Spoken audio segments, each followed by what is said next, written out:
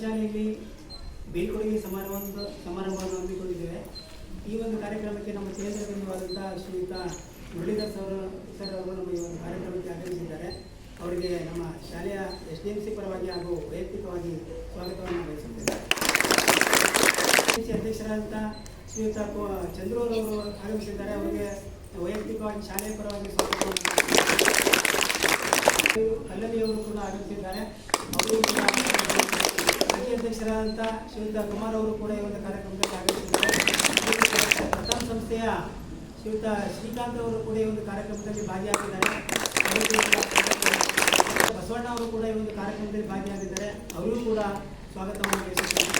ಕುಟುಂಬದವರು ಎಲ್ಲರೂ ಕೂಡ ಆಗಮಿಸಿದ್ದಾರೆ. ತುಂಬ ಸಂತೋಷ ಆಯಿತು ಅವ್ರನ್ನೆಲ್ಲ ನೋಡಿ.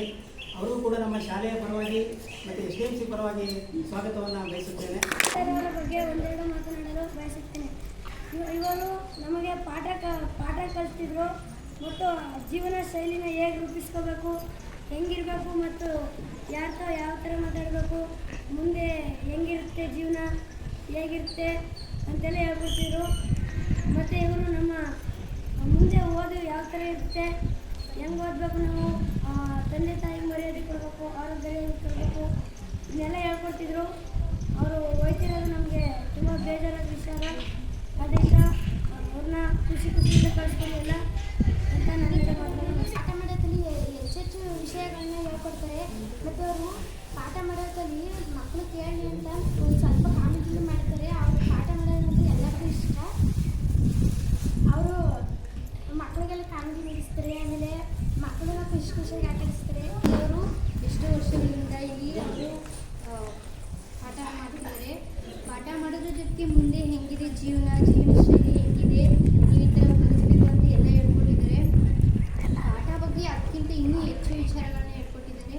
ಅದಕ್ಕೆ ಅವರು ಇಷ್ಟ. ಆಮೇಲೆ ಮನೆ ವಿಷಯದಲ್ಲಿ ಏನೇ ನಡೆದಿದ್ರು ಅವರು ಇಲ್ಲಿಗೆ ಬಂದ ಮೇಲೆ ಎಲ್ಲರನ್ನೂ ಖುಷಿ ಪಡಿಸ್ತಿದ್ರು. ಅವ್ರು ಬಂದರೆ ಸಾಕು ಎಲ್ಲ ಖುಷಿ ಇರ್ತಿದ್ರು. ನಾವು 5ನೇ ಕ್ಲಾಸಲ್ಲಿ ನಾನು ಸರ್ ಜೊತೆ ಇದ್ದಾಗ ಅವ್ರಿಗೆ ಚೆನ್ನಾಗಿ ಪಾಠ ಮಾಡ್ತಿದ್ರು. ಹಂಗೆ ಅವರು ನನಗೆ ಸಲಹೆಗಳು ಹೇಳ್ಕೊಡ್ತಿದ್ರು. ಹೆದರ್ಕೋಬೇಡ, ಚೆನ್ನಾಗಿ ಓದು ಅಂತ ಹೇಳ್ತಿದ್ರು, ಬುದ್ಧಿ ಹೇಳ್ತಿದ್ರು, ಪಾಠ ಚೆನ್ನಾಗಿ ಮಾಡ್ತಿದ್ರು ಸರು. ಆಮೇಲೆ ಓದೋದು ಬರೆಯೋದು ಎಲ್ಲನೂ ಹೇಳ್ಕೊಡ್ತಿದ್ರು. ನೀತಿ ಕತೆ ಎಲ್ಲನೂ ಹೇಳ್ಕೊಡ್ತಿದ್ರು. ಈ ಥರ ಸಮಾರಂಭಗಳನ್ನು ಭಾಗವಹಿಸೋಕೆ ಹೇಳ್ತಿದ್ರು. ಸ್ಟೇಜ್ ಮೇಲೆ ನಿಂತ್ಕೊಂಡು ಗಂಭೀರವಾಗಿ ಮಾತಾಡಿ ಅಂತ ಹೇಳ್ತಿದ್ರು. ಮುರುಳಿ ಸರ್ ಅಂದರೆ ನಮಗಿಷ್ಟ. ಅವರು ಇವಾಗ ಹೋಗೋದ್ರಿಂದ ನಮಗೆ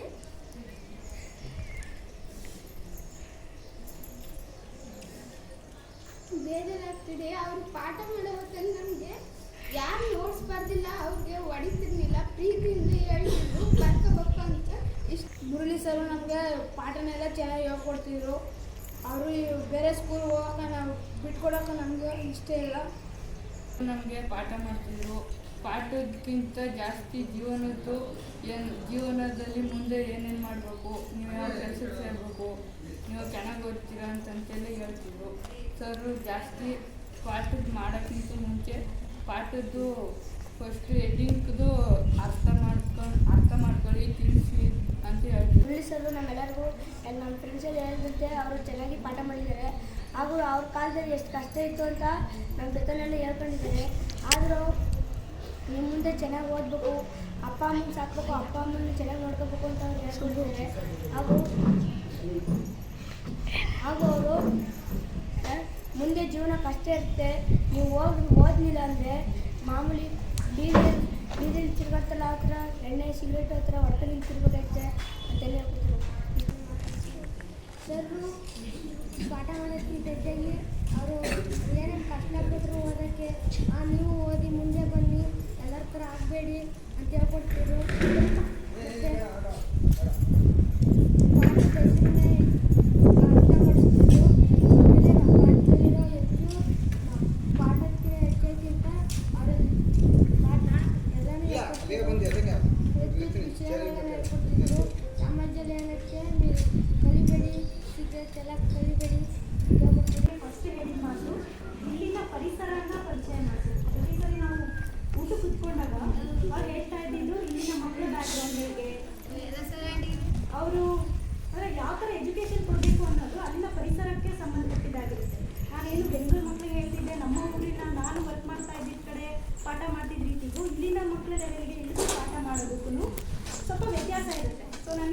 ಟ್ರೈನ್ ಅಪ್ ಮಾಡ್ತಾ ಬಂದರು. ಮೇ ಬಿ ಸರ್ ಎಕ್ಸ್ಪೆಕ್ಟ್ ಮಾಡಿದ್ರೋ ಏನೋ ಗೊತ್ತಿಲ್ಲ. ಎವ್ರಿ ಟೈಮ್ ನಾವು ಊಟ ಕುತ್ಕೊಂಡಾಗೆಲ್ಲ ಹೇಳ್ತಿದ್ದು ಮಕ್ಕಳ ಬಗ್ಗೆ. ಮತ್ತು ಕೆಲವೊಂದು ಮಕ್ಕಳಿಗೆ ತುಂಬ ವಿಶೇಷವಾದ ಕಾಳಜಿ ಬೇಕಾಗಿತ್ತು. ಅದನ್ನು ಆ ಮಕ್ಕಳನ್ನ ಹೈಲೈಟ್ ಮಾಡಿ ನನಗೆ ಆ ಮಗು ಈ ಥರ, ಆ ಮಗು ಹಿಂಗೆ ಹೇಳ್ಕೊಡ್ಬೇಕು, ಇದನ್ನೆಲ್ಲ ಹೇಳ್ತಿದ್ರು. ಮತ್ತು ಕೊನೆಯದಾಗಿ ಹೋಗೋ ಸರ್ಗೆ ಈ ಥರ ಹೆಚ್ಚುವರಿ ಆಗಿದೆ, ಟ್ರಾನ್ಸ್ಫರ್ ಆಗ್ತಾ ಇದೆ ಅಂತ ಹೇಳಿದಾಗ ಯಾವ ರೀತಿ ನಮ್ಮನ್ನೆಲ್ಲ ಮೆಂಟಲಿ ಪ್ರಿಪೇರ್ ಮಾಡಿದ್ರು ಅಂದರೆ, ನಾನು ಇವಾಗಲೂ ನೆನಪಿಸ್ಕೊತೀನಿ. ಆ ಲಾಸ್ಟ್ ರೂಮಲ್ಲಿ ಒಂದು ಹೋಲ್ ಇದೆ, ಕೂತಾ ಇದೆ ಆಚೆ, ಅದರೊಳಗಡೆ ಬಟ್ಟೆ ತುಂಬಿದ್ದಾರೆ, ಹೊರಗಡೆಯಿಂದ ಏನು ಬರಬಾರ್ದು ಅಂತ. ನಾನು ಮೇಡಮ್ ಬನ್ನಿ ಒಂದು ನಿಮಿಷ ಅಂತ ಕರೆದ್ಬಿಟ್ಟು ನನಗೆ ನೋಡಿ ಇದಕ್ಕೆ ಯಾವಾಗಲೂ ಒಂದು ಬಟ್ಟೆ ಏನಾದರೂ ಇಟ್ಟಿರೋ ಹುಳಗೆಲ್ಲ ಒಳಗಡೆ ಬಂದುಬಿಡುತ್ತೆ ಅಂತ ಅದನ್ನು ಕೂಡ ತೋರಿಸಿದ್ದಾರೆ. ಸೊ ಎಷ್ಟು ಸೂಕ್ಷ್ಮವಾಗಿ ನಮ್ಮನ್ನೆಲ್ಲ ಪ್ರಿಪೇರ್ ಮಾಡಿದ್ರು ಅಂದರೆ, ಇನ್ಮೇಲೆ ಜಸ್ಟ್ ನಾನು ನಿಮಗೆ ಹ್ಯಾಂಡ್ ಓವರ್ ಮಾಡ್ತಾ ಇದ್ದೀನಿ, ನಾನು ನನ್ನ ಕರ್ತವ್ಯನ ನಿಮಗೆಲ್ಲ ಹಂಚಿ ಹೋಗ್ತಾ ಇದ್ದೀನಿ ಅನ್ನೋ ರೀತಿ ನಮ್ಮನ್ನೆಲ್ಲ ಪ್ರಿಪೇರ್ ಮಾಡಿದ್ರು. ಅದ್ರ ಜೊತೆಗೆ ಜಸ್ಟ್ ಒಬ್ಬರು ಟೀಚರ್ ಆಗಿ ಅಲ್ಲ, ಆ್ಯಸ್ ಅ ಬ್ರದರ್ ಅಥವಾ ಒಬ್ಬ ತಂದೆ ಮಗಳನ್ನ ಹೇಗೆ ಪ್ರಿಪೇರ್ ಮಾಡ್ತಾರೆ, ಸೊಸೈಟಿಗಾಗಿರ್ಬೋದು, ಫ್ಯಾಮಿಲಿ ಆಗಿರ್ಬೋದು, ತನ್ನ ಮಕ್ಕಳ ವಿಷಯದಲ್ಲಾಗಿರ್ಬೋದು, ಆ ರೀತಿ ನಾನು ನನ್ನ ಮಕ್ಕಳದ್ದು ಏನಾದರೂ ಒಂದು ಇನ್ಸಿಡೆಂಟ್ ಹೇಳಿದ್ರೆ ಅದನ್ನು ರಿಲೇಟ್ ಮಾಡಿ ಹೇಳ್ತಿದ್ರು. ಈ ಥರ ಆಗಿರ್ಬೋದಲ್ವಾ ಮೇಡಮ್, ಹಿಂಗಾಗಿರ್ಬೋದಲ್ವಾ ಅಂತ. ಸೊ ಎಷ್ಟು ಪಾಸಿಟಿವಿಟಿ ಇತ್ತು ಅವರಲ್ಲಿ ಅಂತ ಹೇಳಿದ್ರೆ, ಅದು ಒಂದು ದಿನವೂ ಒಂದು ಮಗು ಮೇಲೆ ಕೋಪ ಮಾಡ್ಕೊಂಡು ಹೇಳಿದ್ದೇ ಇಲ್ಲ. ಮಗು ತಪ್ಪು ಮಾಡಿದ್ರು ಅದು ತಿದ್ದಿದ್ದ ರೀತಿನೇ ಬೇರೆ.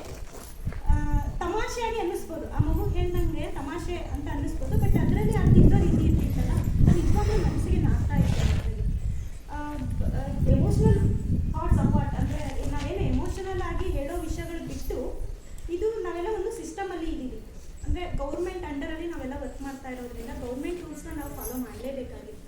ನಾನು ನಮ್ಮನೆಯವ್ರ ಜೊತೆ ಮಾತಾಡುವಾಗ ಹೇಳ್ತೀನಿ, ಯಾರಾದರೂ ಈಗ ರಿಟೈರ್ಮೆಂಟ್ ಹತ್ರ ಆಗಿದೆ, ಇಷ್ಟು ವರ್ಷ ಸರ್ವಿಸ್ ಮಾಡಿದ್ದಾರೆ, ಇನ್ನೇನು ಇನ್ನೊಂದು 5-6 ವರ್ಷ ಸರ್ವಿಸ್ ಇದೆ ಅನ್ನೋ ಟೈಮಲ್ಲಿ ಹೆಂಗಿರುತ್ತೆ ಮನಸ್ಥಿತಿ ಟೀಚರ್ಗಳದ್ದು, ಹೆಂಗೋ ದಿನ ತಳ್ಳಿಬಿಡೋಣ ಅಂತ, ಎಲ್ಲ ಒಂದು ಕಡೆ ಹೆಂಗೋ ರಿಟೈರ್ಡ್ ಆಗೋವರೆಗೂ ಮಾಡಿಬಿಡೋಣ ಅನ್ನೋ ಮನಸ್ಥಿತಿ ಇರುತ್ತೆ. ಬಟ್ ಸರ್ ಇವಾಗ ಸೆಲೆಕ್ಟ್ ಆಗಿರೋ ಸ್ಕೂಲ್ಗೆ ಹೋಗಿ ಅಲ್ಲಿ ಸ್ಥಿತಿ ನೋಡ್ಕೊಂಡು ಬಂದಮೇಲೆ ಅವ್ರು ಹೇಳಿದ ಮಾತು ನನಗೆ ಎಷ್ಟು ಇನ್ಸ್ಪೈರಿಂಗ್ ಅನ್ನಿಸ್ತು ಅಂದರೆ, ಮೇಡಮ್ ಆ ಸ್ಕೂಲ್ನ ತುಂಬ ಬದಲಾವಣೆ ಮಾಡಬೇಕು ಮೇಡಮ್. ಅದರ ಅರ್ಥ ಇನ್ನೂ ಕೂಡ ನಾನು ವರ್ಕ್ ಮಾಡಬೇಕು, ಇನ್ನೂ ಕೂಡ ಸರ್ವಿಸ್ ಮಾಡಬೇಕು ಅನ್ನೋ ಥಾಟ್ಸೇ ಇದೆ ಅವ್ರ ಮನಸ್ಸಲ್ಲಿ. ಸೊ ಇಂತಹ ಒಬ್ಬ ಶಿಕ್ಷಕನ ನಾವು ಮಿಸ್ ಮಾಡ್ಕೊತಿದ್ದೀವಿ ಅನ್ನೋದಕ್ಕಿಂತ ಹೆಚ್ಚಾಗಿ ಅಗತ್ಯ ಇರುವಂಥ ಶಾಲೆಗೆ ಕಳಿಸ್ಕೊಡ್ತಾ ಇದ್ದೀವಿ. ಏನು ನಿಮಗೆಲ್ಲ ಇಷ್ಟು ದಿನ ಜ್ಞಾನ ಸಿಕ್ಕಿದೆ ಅವರಿಂದ, ಅದೇ ರೀತಿ ಆ ಮಕ್ಕಳಿಗೂ ಕೂಡ ಉಪಯೋಗ ಆಗಲಿ ಅಂತ ಕೇಳಿಕೊಳ್ತಾ ಈ ವ್ಯಕ್ತಿತ್ವ ಮತ್ತು ಧರ್ಮ ಈ ಮೂರನ್ನು ಪಾಲಿಸಿದಂಥವರು ನಮ್ಮ ಪರಿಸರ. ಯಾಕೆಂದರೆ ಅವರು ಹೇಳ್ತಿದ್ದೇನು ಅಂದರೆ, ನಾವು ಕೈಲಾದಷ್ಟು ಮಕ್ಕಳಿಗೆ ಏನು ಹೆಲ್ಪ್ ಆಗುತ್ತೋ, ಒಂದು ವಿದ್ಯೆ ಆಗ್ಬೋದು, ಒಂದು ಒಳ್ಳೆಯ ವಿಷಯಗಳನ್ನು ಹೇಳೋದು ಆಗಿರ್ಬೋದು, ಮತ್ತು ಒಡನಾಟ ಮಕ್ಕಳ ಜೊತೆ ಹೆಂಗೆ ಬೆರೆಯುವುದು, ಇದೆಲ್ಲ ಸುಮಾರು ನಾವು ಒಂದು ಪ್ರಥಮ ಸಂಸ್ಥೆಯವರು ಒಂದು 13 ವರ್ಷ ನಾವು ನೋಡಿದ್ರು. 13 ವರ್ಷ ಆಗಿದೆ ಈಗ ನಮ್ಮ ಶಾಲೆಗೆ ಬಂದು. ಅಲ್ಲಿವರೆಗೂ ನಾವು ಅವರನ್ನು ಗಮನಿಸ್ತಾ ಇದ್ವು. ಅವರು ತುಂಬ ಮಕ್ಕಳಲ್ಲಿ ಬೆರೆತಿದ್ದಂಥ ರೀತಿ, ಮಕ್ಕಳನ್ನು ವಿಶ್ವಾಸ ತಗೊಂಡಂಥ ರೀತಿ ಮತ್ತು ಪಾಠ ಹೇಳ್ಕೊಡೋಂಥ ಒಂದು ವೇ ಇದೆಯಲ್ಲ, ಅದು ತುಂಬ ಮಕ್ಕಳನ್ನೆಲ್ಲ ಒಂದು ಹಿಡಿದಿಟ್ಕೊಳ್ಳೋಂಥ ಸಾಮರ್ಥ್ಯ ಇತ್ತು. ನೀವು ಮಾತಾಡಿದಾಗ ಅನ್ನಿಸ್ತು ನನಗೆ, ಪ್ರತಿಯೊಬ್ಬರು ನಾವು ಕೂಡೋಕ್ಕಾಗಲ್ಲ, ಹೋಗ್ತಾ ಇದ್ದಾರೆ ಅಂದರೆ ಬೇಜಾರಾಗುತ್ತೆ, ದುಃಖ ಆಗುತ್ತೆ ಅಂತ ಹೇಳಿದಲ್ವಾ. ಅಂದರೆ ಈಗ ಏನಾಗಿದೆ ಅಂದರೆ, ಈಗ ನಾವು ಮೊದಲು ಶಿಕ್ಷಕರಾದವರು ರಿಟೈರ್ಡ್ ಆದಾಗ ಎಷ್ಟೋ ಬೇಗ ಕೆಲಸವನ್ನು ಬಿಟ್ಟು ನಮ್ಮ ಜೀವನವನ್ನು ರೂಪಿಸೋಣ ಆಗುತ್ತೆ. ಆದರೆ ಮುರಳೀಧರವರು ಅವರದ್ದು ಇನ್ನೂ ಏನಾರು ಒಂದು ಮಕ್ಕಳಲ್ಲಿ ಬದಲಾವಣೆ ತರಬೇಕು, ಮಕ್ಕಳಿಗೆ ಒಳ್ಳೆಯ ಶಿಕ್ಷಣವನ್ನು ನೀಡಬೇಕು, ಗುಣಮಟ್ಟದ ಶಿಕ್ಷಣ ನೀಡಬೇಕು ಅಂತ ನಮ್ಮ ಪ್ರಥಮದವರು ತುಂಬ ಸಲಹೆಗಳನ್ನ ಕೊಟ್ಟಿದ್ದಾರೆ. ಬನ್ನಿ ಸರ್ ನೀವೆಲ್ಲ ಒಂದು ಈ ಥರ ಕಾರ್ಯಕ್ರಮ ಮಾಡಿ ಅಂತ ಬೇರ್ತಿರ್ತಕ್ಕಂಥವ್ರು ಮುರಳೀಧರವರು. ಅದರಿಂದ ಅವರ ಒಡನಾಟ ತುಂಬ ಚೆನ್ನಾಗಿದೆ. ಆಮೇಲೆ ಅವ್ರ ಬಂದಿದ್ದೇನು ಅಂದರೆ, ಧರ್ಮವಾಗಿ ಮಕ್ಕಳಿಗೆ ಶಿಕ್ಷಕನಾದವನ್ನು ಕಲಿಸಲೇಬೇಕು. ಯಾಕೆಂದರೆ ಮಕ್ಕಳ ಅನ್ನವನ್ನು ನಾವು ತಿಂತಾ ಇದ್ದೀವಿ ಅನ್ನೋದಿತ್ತಲ್ಲ, ಆ ಕಾಳಜಿ ಅದು ಎಲ್ಲ ಶಿಕ್ಷಕರಿಗೆ ಈಗಿನ ಪರಿಸ್ಥಿತಿಯಲ್ಲಿ ಬಂದರೆ ತುಂಬ ಚೆನ್ನಾಗಿರುತ್ತೆ ಅಂತ ಹೇಳ್ತಾ, ಅವರ ಒಂದು ಕೊಡುಗೆ ಹೀಗೆ ರೀತಿ ಮುಂದಿನ ಶಾಲೆಗೆ ಹೋಗಿರೋದಲ್ಲ, ಆ ಶಾಲೆಗೂ ಆ ಮಕ್ಕಳಿಗೂ ನಿಮ್ಮಂಥ ಮಕ್ಕಳೇ ಅಲ್ವಾ ಅವರು, ಅವ್ರಿಗೂ ಒಳ್ಳೆಯ ಅವಕಾಶಗಳು ಸಿಗಲಿ, ಒಳ್ಳೆಯ ಗುರುಗಳು ಸಿಗಲಿ ಅಂತ ಹೇಳ್ತಾ ಇರ್ತಿರ್ತಕ್ಕಂಥ ಅವರ ಅನಿಸಿಕೆಗಳನ್ನೆಲ್ಲ ಕೇಳಿದ್ರೆ, ಒಬ್ಬ ಶಿಕ್ಷಕ ವೃತ್ತಿಗೆ ಸಿಗದಂಥ ಗೌರವ ಅಷ್ಟೇ, ಮಕ್ಕಳ ಪ್ರೀತಿ ಮತ್ತು ಊರಿನವರ ಗೌರವ, ಅಭಿಮಾನ, ಇದು ಯಾವುದೇ ಒಂದು ಆಸ್ತಿಗೆ, ಒಂದು ಹಣಕ್ಕೆ ನಾವು ಬೆಲೆ ಕಟ್ಟಕ್ಕಾಗದಿರೋಂಥ ಒಂದು ಇದು. ಹಾಗಾಗಿ ನನಗಂತೂ ನಾನು ಬರೀ ಇಲ್ಲಿ 3 ವರ್ಷ ಅಷ್ಟೇ ನಾನು ಅವ್ರ ಜೊತೆ ಕಳೆದು, ನಿಜವಾಗ್ಲೂ ಅಂಥ ಒಂದು ಆತ್ಮೀಯರನ್ನ ನಾನು ಈಗ ದೂರ ಮಾಡ್ಕೊಂಡಿದ್ದೀನಿ ಅಂತ ತುಂಬ ಬೇಸರ ಆಗ್ತಾಯಿದೆ. ಅವ್ರದ್ದು ಹೆಚ್ಚುವರಿ ಆಯಿತು ಅಂದಾಗಿಂದನೇ ನನಗೆ ಒಂಥರ ಕೈಕಾಲು ಒಂಥರ ನಿಶಕ್ತಿ ಆದಂಗೆ ಆಗೋಯ್ತು ನನಗೆ ನಿಜವಾಗ್ಲೂ. ಯಾಕೆಂದರೆ ನನಗೆ ಒಂಥರ ಬಲಗೈ ಇದ್ದಂಗಿದ್ರು ನನಗೆ ನಿಜವಾಗ್ಲೂ. ನಾನು ಹುಷಾರಿಲ್ಲದೆ ಹಾಸ್ಪಿಟ್ಲಲ್ಲಿ ಮಲಗಿದ್ರು ಕೂಡ ನನ್ನ ಎಲ್ಲ ಜವಾಬ್ದಾರಿನೂ ಕೂಡ ಅವರೇ ಹೊತ್ಕೊಂಡು ಇಡೀ ಸ್ಕೂಲ್ನ ನಡೆಸ್ಕೊಂಡು ಹೋಗ್ತಾಯಿದ್ರು. ನಾನು ನಿಜವಾಗ್ಲೂ ನೆಮ್ಮದಿಯಾಗಿ ನಾನು ಅಲ್ಲಿ ಕಾಲ ಕಳ್ಕೊಂಡು ಬರ್ತಾಯಿದ್ದೆ. ಯಾವಾಗ ಅವ್ರಿಗೆ ಹೆಚ್ಚುವರಿ ಆಯಿತು ಅಂತ ಕಂಡು ಬಂತು ಅಲ್ಲಿ ಈಚೆಗೆ ನನಗೆ ನಿಜವಾಗ್ಲೂ ಒಂಥರ ಕೈಕಾಲಿನಲ್ಲಿ ಬಲನೇ ಇಲ್ಲದಂಗೆ ಆಗ್ಬಿಟ್ಟಿದೆ. ಆದರೂ ಕೂಡ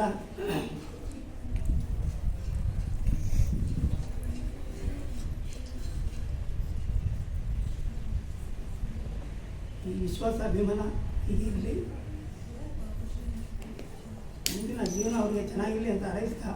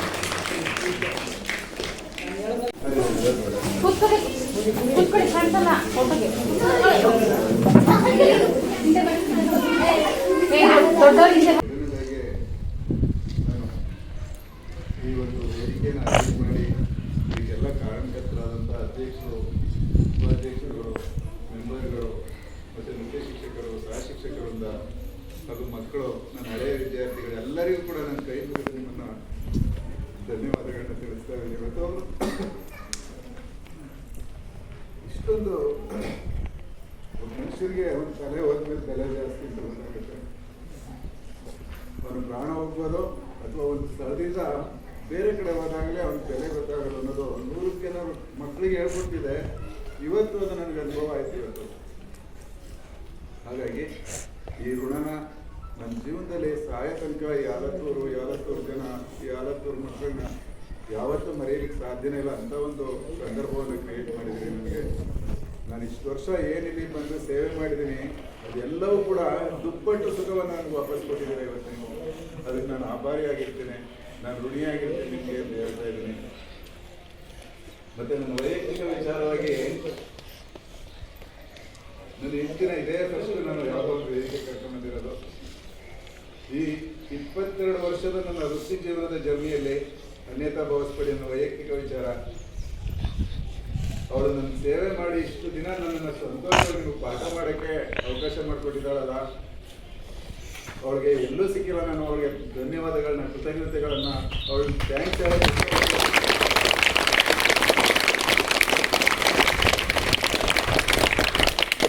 ನನ್ನ ಜೊತೆ ಚೆನ್ನಾಗಿದ್ದೀನಿ ಅದಕ್ಕೆ ಅವಳು ಕಾರಣ.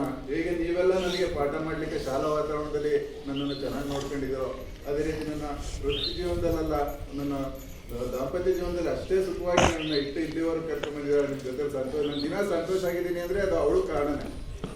ಮನೆಯಲ್ಲಿ ಸಮಸ್ಯೆಗಳೇನಾದ್ರು ಇದ್ದರೆ ಇಲ್ಲಿ ಬಂದು ಅದೇ ಸಮಸ್ಯೆನ ತಲೆಗಾಕೊಂಡು ನಿಮ್ಮ ಜೊತೆ ಖುಷಿಯಾಗಿರೋಕ್ಕಾಗ್ತಿಲ್ಲ. ಹಾಗಾಗಿ ಮತ್ತೊಮ್ಮೆ ನನ್ನ ಧರ್ಮಪತ್ನಿಗೆ ಇದೇ ರೀತಿ ನನ್ನ ನೋಡ್ಕೊಂತ ಈ ವೇದಿಕೆಯಲ್ಲಿ ಕೇಳ್ಕೊತಾ ಇದ್ದೆ.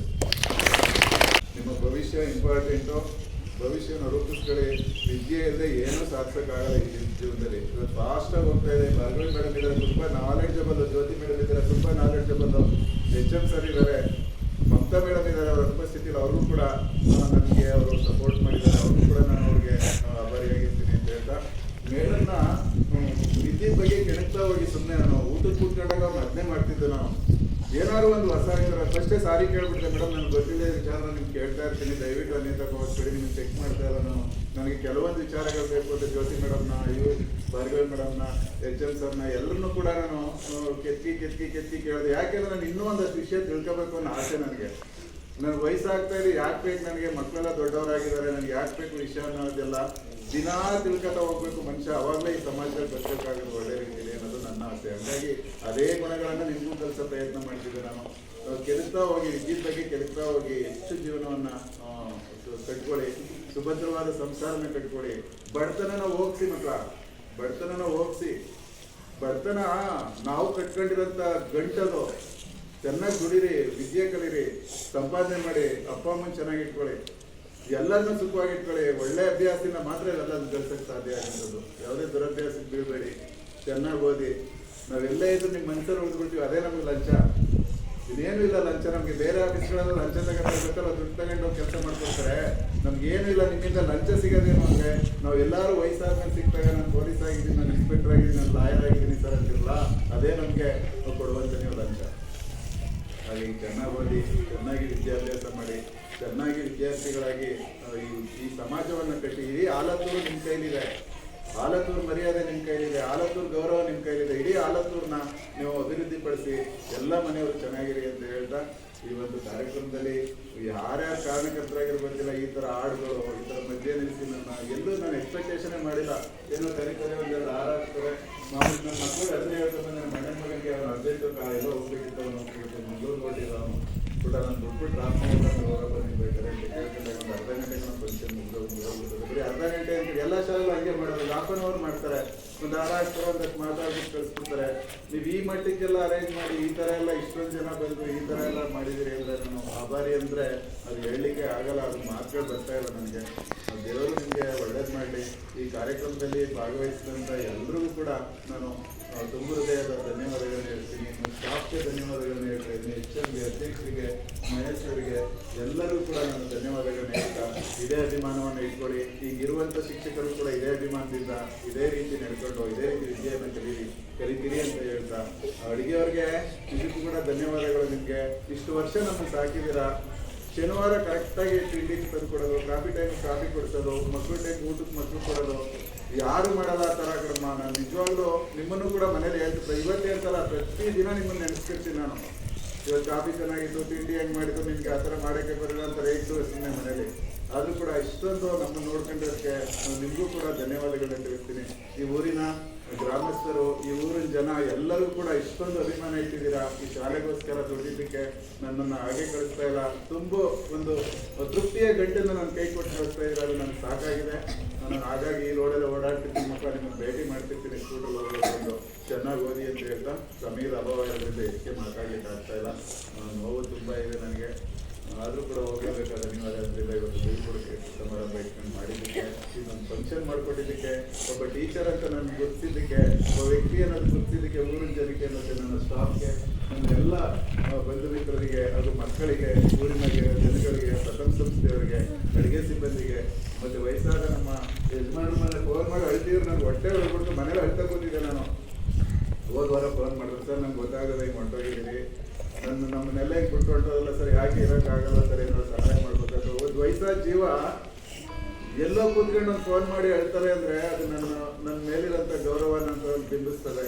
ಅದಕ್ಕೆ ಇಷ್ಟೊಂದು ಅವಕಾಶ ಮಾಡಿಕೊಟ್ಟು, ಇಷ್ಟೊಂದು ವರ್ಷಗಳಲ್ಲಿ ಬರಲಿಕ್ಕೆ ಅವಕಾಶ ಮಾಡಿಕೊಟ್ಟ ಊರ ಜನಕ್ಕೆ, ಅತಿಥಿಗಳಿಗೆ ಎಲ್ಲರೂ ಕೂಡ ವಂದಿಸ್ತಾ, ನಾನು ಮಾತಾಡಲಿಕ್ಕೆ ಅವಕಾಶ ಮಾಡಿಕೊಟ್ಟು ಎಲ್ಲರಿಗೂ ವಂದಿಸ್ತಾ, ಮತ್ತೊಮ್ಮೆ ನಿಮಗೆ ಮಕ್ಕಳ ದಿನಾಚರಣೆ ಶುಭಾಶಯನ ಹೇಳ್ತಾ ನಾನು ನನ್ನ ಮಾತು ಮುಗಿಸ್ತಾ ಇದ್ದೀನಿ.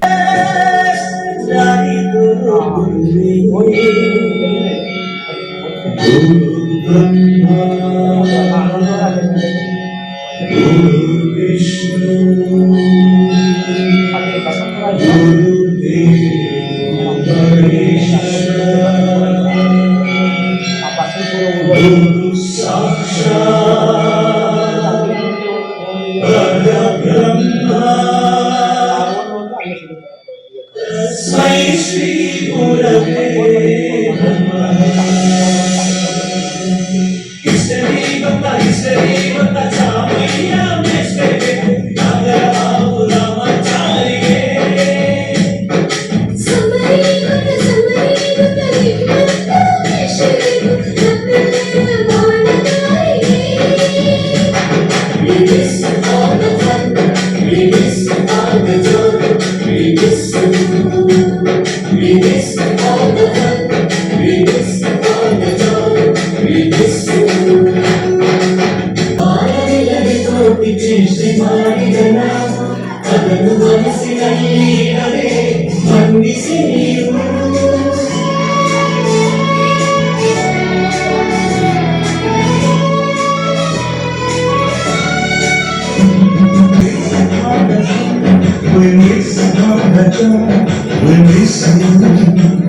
We miss on the fight.